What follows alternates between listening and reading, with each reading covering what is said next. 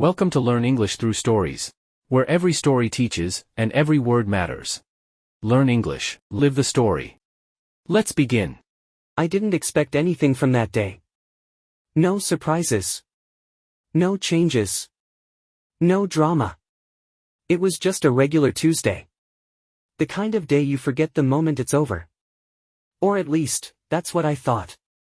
My alarm buzzed at 6:30 a.m. sharp. I hit snooze. Then again. Then once more. Not because I was tired, but because I didn't care. There was nothing urgent, nothing exciting. I felt like I'd been on autopilot for weeks. Outside, the sky was soft blue, just like the coffee mug I always reached for. The air smelled like early spring, damp sidewalks, cold metal, distant flowers. It was the kind of morning that whispers, "You're alive." But you're too distracted to listen. I showered, ironed a shirt I didn't even like, and packed a lunch I'd probably forget in the fridge at work. As I slid my phone into my bag, it buzzed. "We need to talk." 4 words. Simple. Deadly. It was from Sarah. I read the message again. Then again. We need to talk. I knew those words. Everyone knows them. They never mean something casual like, "Hey, what do you want for dinner?" They mean something's wrong. And suddenly, everything felt wrong. We hadn't fought recently. No big arguments. No cold shoulders. Sure, we'd both been busy, distracted maybe. But I didn't think we were in trouble. I typed back, "Sure. Is everything okay?" She didn't reply. I watched the screen for a minute. Then 2. Nothing. I tossed the phone onto the bed, harder than I meant to. I told myself, don't overthink it. It's probably nothing. But the thought loop had already started. Had I said something? Forgotten something? Was it about the weekend? Or something I didn't do? I stood in the middle of my room for a moment, staring at the floor like the answers might be there. Eventually, I left for work. But the day was already broken. The train ride to work felt longer than usual. I sat by the window, watching the world go by, blurry streets, faces I didn't recognize, little kids laughing at nothing. I should have been enjoying the peace, but all I could think about was her silence. I checked my phone 3 times between stops. Still no reply. I opened her message again, as if reading it one more time would somehow reveal a new meaning. It didn't. We need to talk. By the time I got to the office, my chest felt tight. Emails piled up on my screen. I opened one, read the first 2 lines, and then stared at it without processing a word. Tried again. Nothing. My brain felt foggy. I walked to the break room and poured myself coffee. I stood there watching the coffee swirl in the mug. Then I forgot I'd made it and left it on the counter. Back at my desk, I caught myself opening my phone every couple of minutes. Messages, nothing. Calls, nothing. Notifications, still nothing. I kept refreshing like it would change something. Like she might appear and say, "Hey, don't worry, it was a misunderstanding." But silence has a way of growing louder every hour it goes on. It was just after 11 a.m. when it happened. I was in a meeting, half listening, half pretending to take notes while the team argued about design deadlines and messaging tone. The tension in the room matched the one in my chest. My boss, David, kept pushing everyone. He was irritated, again, about the same thing he'd brought up last week. I felt it bubbling inside me. Frustration. Pressure. And underneath it all, that gnawing anxiety from Sarah's message. So I pulled out my phone and texted my colleague, Matt. Let's cancel the pitch until he stops acting like a child. I hit send without thinking. I didn't even double-check who it was going to. And then I froze. Because it didn't go to Matt. It went to Sarah. I stared at the screen, willing it to change, to undo, to go back. But then. Buzz. Her reply came fast. Is that how you talk about me? I felt the blood drain from my face. Everything around me blurred. I typed back, my fingers trembling, no, that wasn't about you. I was talking about my manager. I swear. But it didn't matter. The damage was done.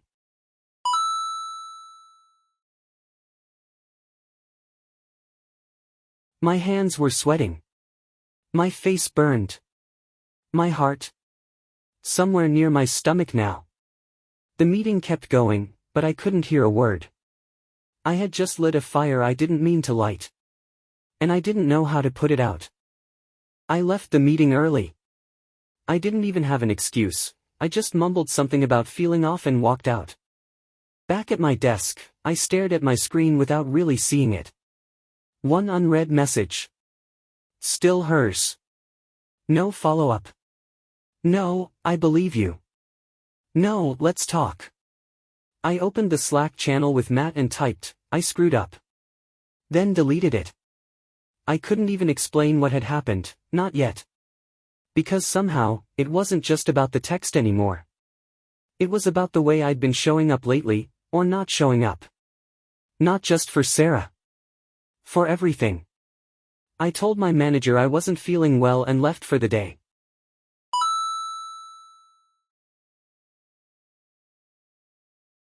I walked home slowly, thinking maybe a little air would clear my head. Instead, it made it worse. The city looked normal, delivery drivers rushing by, couples laughing in cafes, kids chasing each other around a fountain, like nothing in the world had gone wrong. Except in my world, everything was starting to come undone. When I reached my apartment, I saw the note first, taped right on the front door. Went to my sister's. Need space.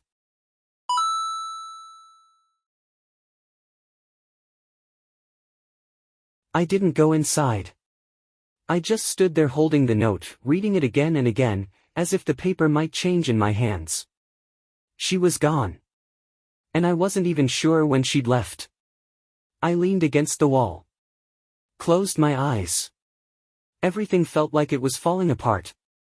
And I hadn't even figured out why yet. I didn't turn on the lights. I stepped inside, dropped my bag, and let the door close behind me. The silence hit hard. Not the peaceful kind, the heavy kind. The kind that makes your ears ring. The apartment smelled like her shampoo. Vanilla and rosemary. Her jacket was gone. Her favorite mug was still on the counter, half full. She hadn't planned to leave. Not completely. I sat on the floor. Not the couch, not the bed, the cold, hardwood floor. My back against the wall. My thoughts spinning. At some point, I opened the fridge, but I couldn't eat. My mouth was dry. My hands shaky. It wasn't hunger I felt, it was emptiness. I picked up my phone. Still no reply. I opened our last photo, the one from her birthday last month. She was laughing, eyes half closed, frosting on her cheek. I looked so tired in that picture. She didn't say it at the time, but I could see it now. I hadn't been fully there, even then. I scrolled back further. Our trip to the coast. That rainy day at the museum. The night we stayed up past 2 a.m. just talking. When did we stop talking? I put the phone down. Sat in the dark. And I cried. Not the loud, movie scene cry. The quiet kind. The kind that comes when you finally stop holding it all in. She was slipping away. But I wasn't just losing her. I was losing myself.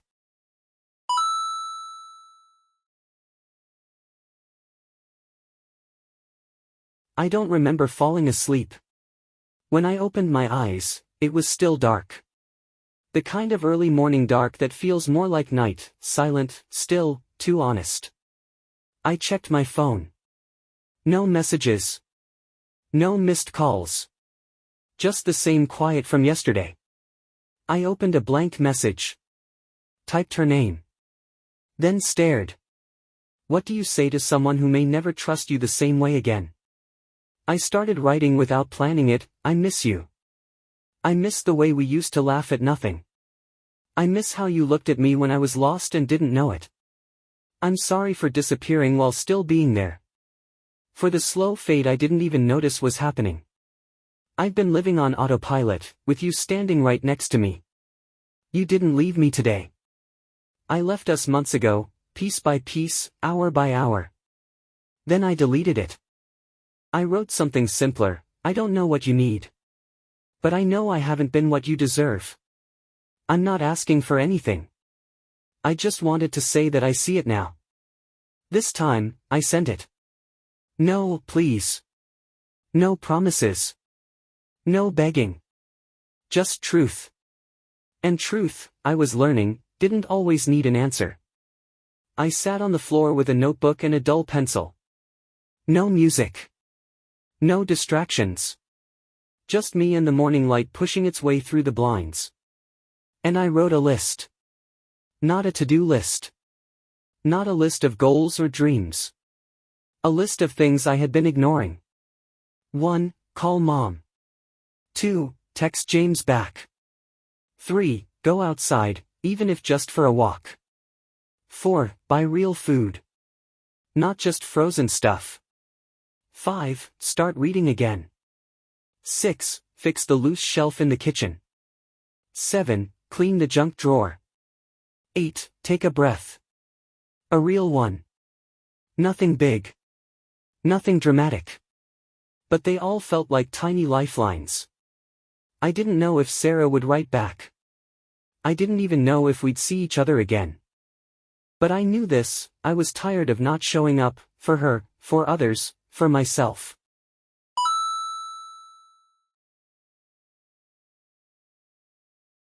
So I started small. I opened the windows. Let fresh air in. I texted James, hey. I've been a ghost. Want to grab coffee? He replied within 5 minutes, finally. I thought you joined a cult or something. I smiled. For real this time. I didn't fix my life that day.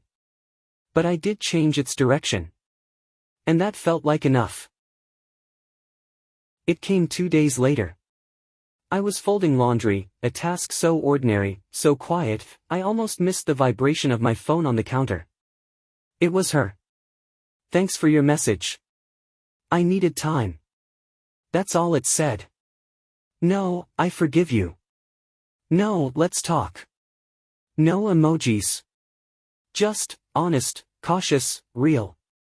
And somehow, it meant everything. Because it wasn't silence. And after days of silence, even a few words felt like sunlight.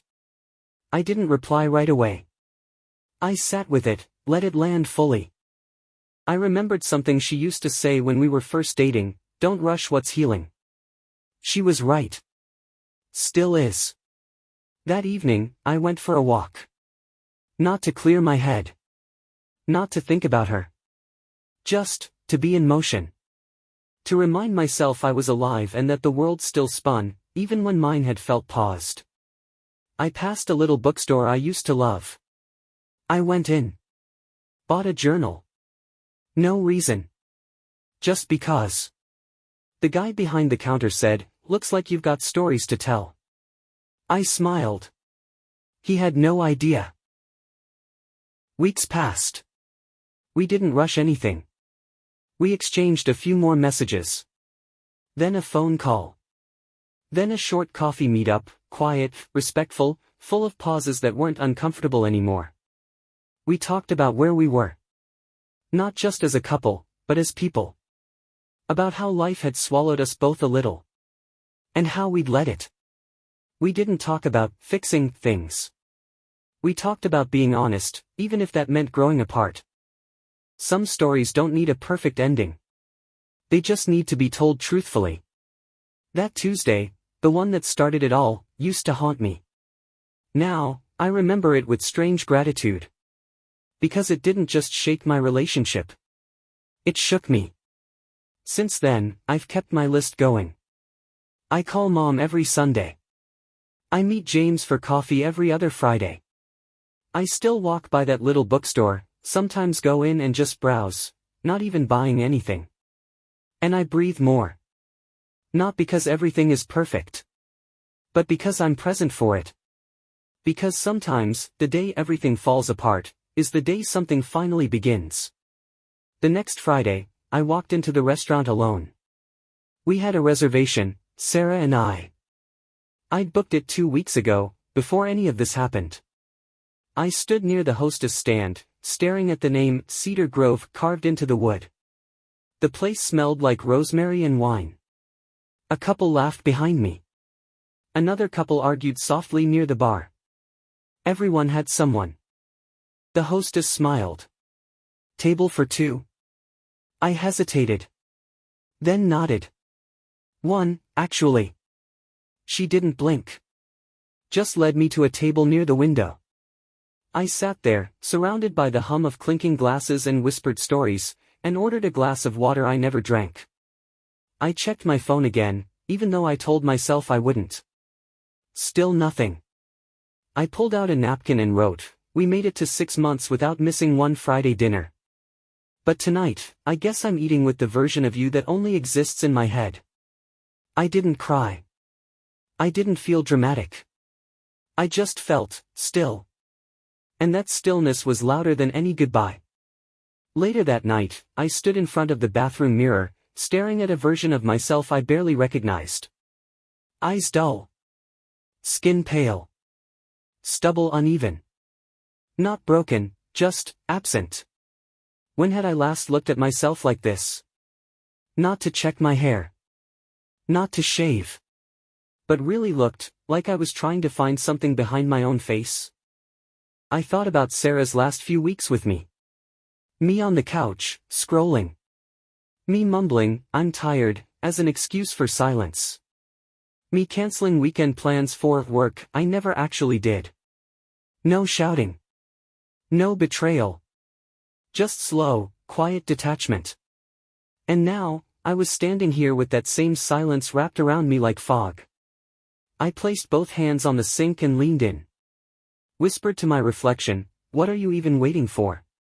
Then, out loud, "For real this time, you can't keep living like this."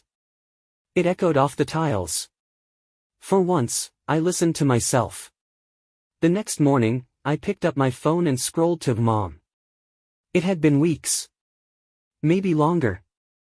I'd thought about calling so many times, but always found an excuse not to. Too tired. Too busy. Too ashamed of having nothing new to say. I hit call before I could overthink it. 3 rings. Then her voice, warm, surprised, careful. "Hey, everything okay?" I almost said, "Yeah, I just wanted to check in." But something cracked open. "No," I said. "Not really. I just needed to hear your voice." There was a pause. But not a cold one. A soft one. Like she was wrapping herself around my words. "I'm here," she said. "Take your time." So I did. I told her about Sarah. About the message. The silence. The note. About how lost I felt in a life that looked fine on paper. She didn't interrupt. Didn't judge. Just listened, like moms do when they know their child is finally telling the truth. When we hung up, she said, "It's okay to fall apart sometimes. Just don't stay there too long."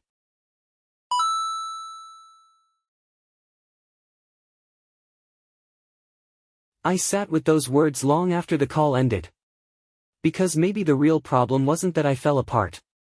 It was that I hadn't let anyone know I needed help getting back up.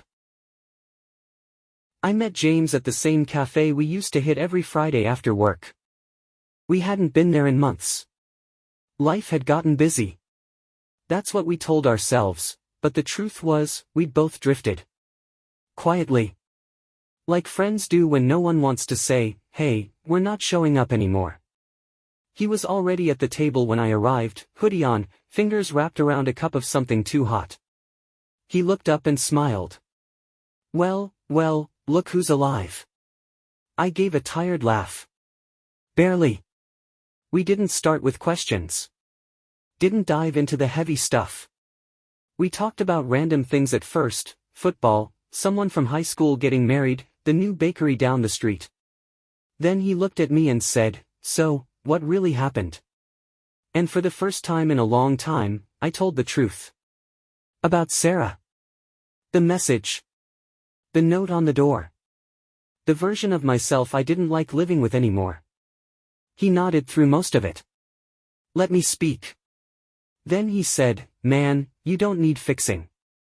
You just need to stop pretending you're okay when you're not." That hit harder than I expected. We talked for nearly 2 hours. No phones, no rush. Just two friends finally pressing pause on the noise. When we left, he clapped me on the back and said, "Next Friday. Same spot. Don't vanish again." "I won't," I said. And for the first time in weeks, I meant it. Back home, I sat on my balcony with a mug of tea that had gone cold. I looked at the sky, the kind of sky that didn't ask anything of you. Just existed. Soft, overcast, a little tired. Like me. I thought about all the things I'd left undone over the past year. Conversations avoided. Feelings swallowed. People ghosted. Little promises broken, not because I was cruel, but because I was distracted, or afraid, or just tired of showing up for others when I wasn't showing up for myself. And I thought about what I wanted to carry forward. Not guilt. Not regret. Just awareness. The kind that says, "You dropped the ball. Now pick it back up."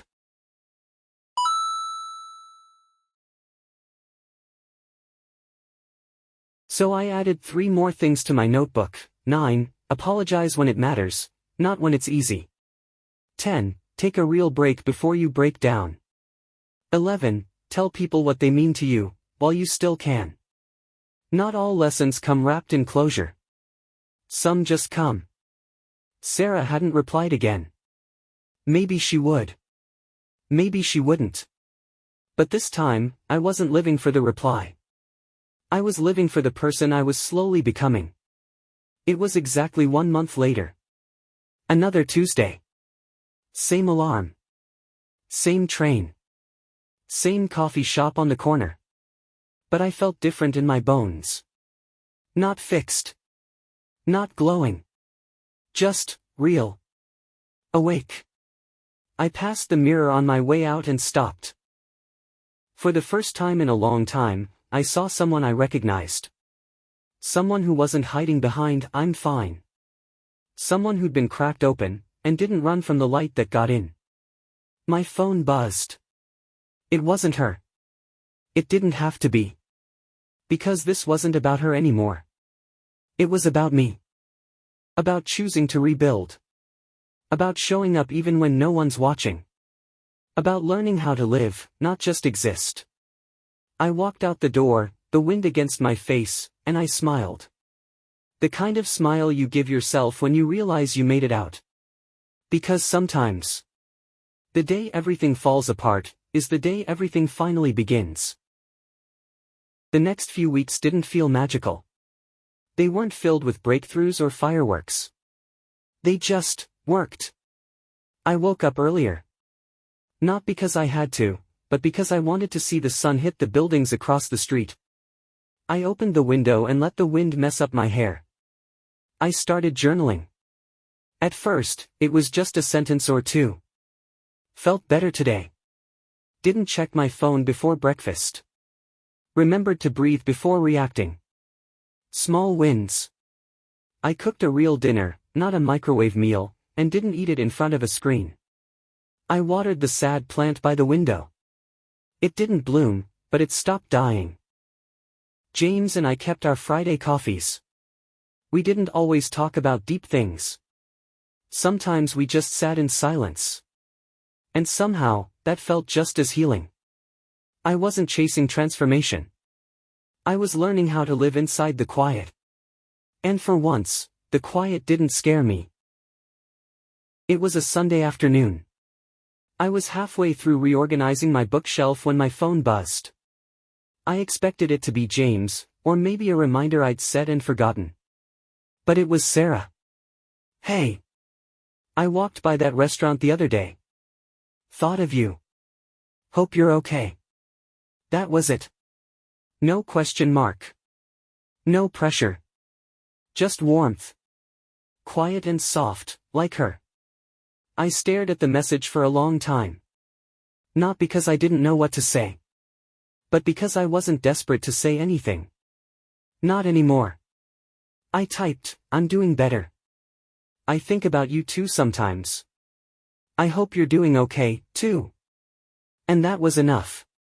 We didn't launch into a long conversation. There was no dramatic reunion. Just two people who shared something honest, and were strong enough to leave space between them now.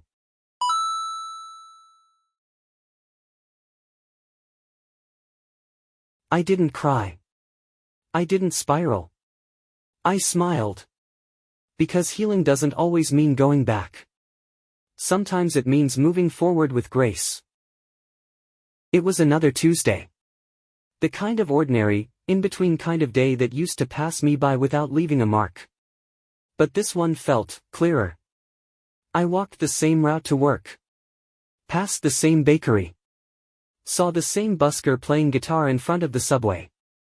But I noticed things. The warmth of the cup in my hand. The sound of my footsteps. The way people smiled at their dogs like they were the only thing that mattered in the world. I wasn't fixed.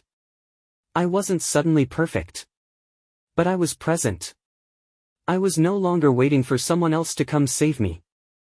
I had started saving myself.